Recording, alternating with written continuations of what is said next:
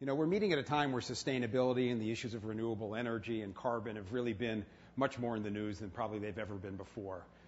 The G8 summit in the last week in Italy, this was perhaps the largest topic of conversation. The world is headed up to Copenhagen negotiations in a few months. The floor, the House and the Senate in the United States for the first time debating these issues quite seriously. And the same debates occurring in parliaments and government buildings around the world. And we see the issues of renewable energy emerging also as perhaps as the trade issue of the next 10 or 20 years, as countries realize that the country that leads in this technology and leads in this manufacturing is going to have an edge for the next 10, 20, 30 years in the global economy. And at the same time that all of that's going on, I think it's critical that everybody in this room remember our customer, and that throughout this, our customer is living through perhaps some of the most difficult economic times she's ever lived through in the last 10, 20, or 30 years. And so for our customer, a sustainable product is still often a luxury. It's a product when they go to the store that frankly isn't their first priority. And so we have an obligation as suppliers and as retailers to help bridge the gap between their aspirations for their family for a sustainable product and the supply chain and the choices that they have to make in front of them. And so today, through the work that Mike's going to talk about and our merchants from around the world, John Aden, Linda Hefner, we're going to begin a dialogue that we hope not only provides some tools to bridge the gap between the customer's aspirations and the reality of the supply chain, but also begins to have a conversation about the whole concept of what sustainable consumption needs to look like in this world and in the world of the next 10, 20, and 30 years. And so Mike Duke, our CEO, will be up just in a few minutes to talk about that in greater detail and in greater scope. What I'd like to do for a few minutes now is to just kind of talk through some of the highlights of the journey we've been on to date. I hope many of you have had a chance to look at the sustainability report we issued just a little while ago, our second sustainability report. And in that got a sense not only of how we're approaching this issue, but also of some of the concrete steps that have been taken. And I hope as you look at that report, you'll see some specific changes, frankly, and improvements from the first one. We've made an effort to be far more transparent than we ever were before. We want people to understand the steps we've taken, where we think they've worked, and where we have progress yet to make. We've tried to be very clear that we understand that the definition of sustainability is to include not just environmental sustainability, but social sustainability as well, to look at the communities in which our products are made and the workers who work in those factories or those farms that supply our products. We want to have very clear metrics so that we can judge ourselves, that we can power our progress, and that people in the external world can take a very hard look at what we're doing and what we're not doing. Are we living up to the promises and commitments that we made? So I want to walk through 3 or 4 of those examples, give you a sense of how that's changed for us and where we're going. And I hope you'll see that also as I talk about these, that they align with the progress that we want to make through the sustainability index we're going to talk about in a few minutes. The first place to start is with a familiar truck, with the trucks and trailers that you see on the roads, not here in the U.S., but in many countries around the world. We promised and we pledged to try and reduce our fuel efficiency, improve our fuel efficiency by 25% over a number of years. And we were pleased to report in our sustainability report that we've exceeded that goal and that our efficiency is now up by 38%. And the close reader will see something I think really quite interesting. We've changed the metric in the way we talk about that. We started talking about fuel efficiency. Can we improve the miles per gallon of those trucks? Can we do things, APUs, nitrogen in the tires, so we get more miles per gallon? But as we went through this, as we employed a life cycle analysis of our own, we realized that that was the wrong way to look at this and the wrong metric. And now we're looking at a much broader definition of fleet efficiency. Because what we've learned is that what we can do with our computers and routing, what we can do with packaging, what we can do with trying to put more sellable units on those trucks really drives a lot more efficiency and gives us a much broader definition than the trucks themselves. And so we've made some great progress there. Just some metrics I think that are important.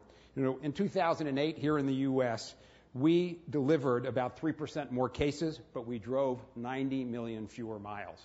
And we did that.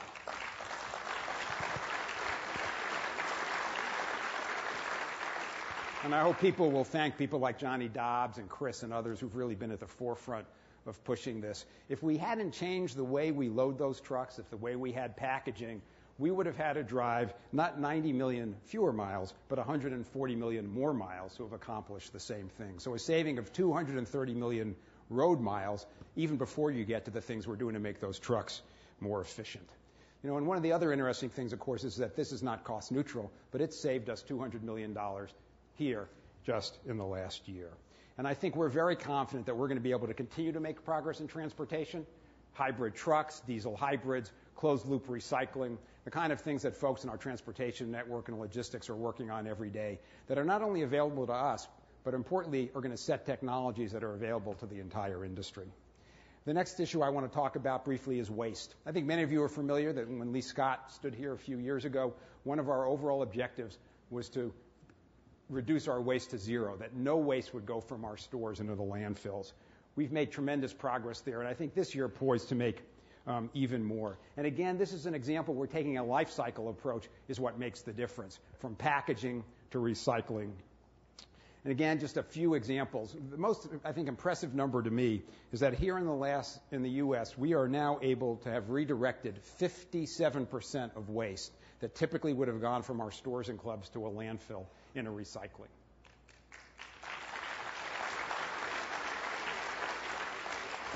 And that's been a great effort, a partnership throughout operations and throughout our merchants who've made a difference there.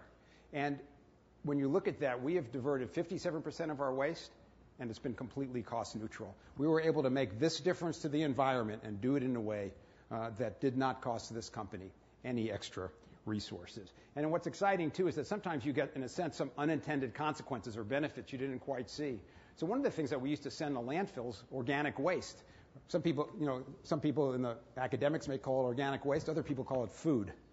And so, what we discovered is that instead of taking that food to the landfill, we should be giving that food away. And so now this company will emerge in the next year as the largest donor of food in the United States.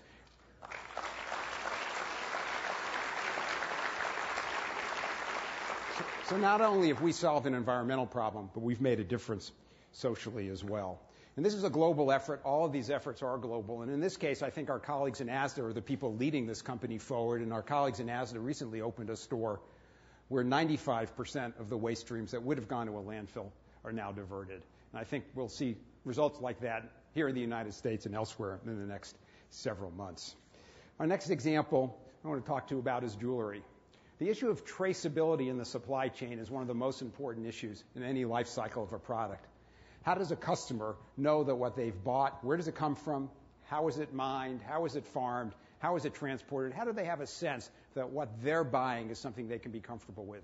And the work that was done by our jewelry network to create a new product called Love Earth Jewelry is a great example of how you can take life cycle and technology and put it at the hands of the customer. So now when a customer goes into the counter and they purchase one of those pieces of jewelry, they can go back and they can go online and they can see exactly where that mine came from, exactly the social processes that were involved there, the environmental processes, and how that product got to them. And it's a tool that we can now use and others can use to trace other supply chains and to bring the customer right into it. And the best thing about this is not only does it work great, but the sales have been great. So the customers appreciated the fact that they can go ahead and have this kind of transparency, make them feel much better about the jewelry that they're purchasing. The last example I want to use is in the area of our communities, and to talk about how what we do in sustainability not only makes a difference, as I said, to the customer, but it makes a difference in the communities in which our products are produced or grown. And that's the area of sustainable agriculture. And I think you're going to see us put more and more attention into this as the years go by and as this year continues. What we want to be able to do is to bring fresher produce to our customer. We want to bring more farmers into the global supply chain, and we want to teach more farmers to be sustainable. And our international companies have really made great strides in this. In Brazil, many of the organic products, up to 1,000 that you might see in our stores in Brazil, come from a direct-from-farm program, where they're working with small farmers, teaching them to be sustainable, and giving us better, fresher products for our customers. And in China, we hope by 2011 to have over 1 million farmers engaged in that program, who will be selling products they could never sell before, having an income for themselves and their family, but taking those products and growing them in a much more sustainable way and giving our customer fresher, better produce to choose from. So that, I hope, is just one sense of where we are. And I just want to close by thanking everybody in this room, by thanking our partners, our NGOs, our suppliers who've enabled us to make this journey. The world is looking to retail and the world is looking to our supply chain to solve that problem for our customer, so that a Walmart customer can go into the store and buy a sustainable product and not have to make a choice between a product they can afford and a product they want. And that's what this index is about.